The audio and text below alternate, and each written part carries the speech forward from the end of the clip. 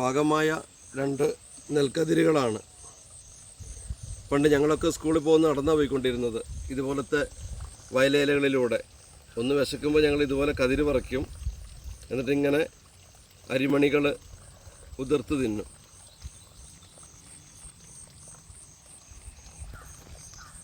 അപ്പോൾ അരിമണികളുള്ളിൽ കിട്ടും, നമ്മളതിൻ്റെ തോട് തുപ്പിക്കളയും.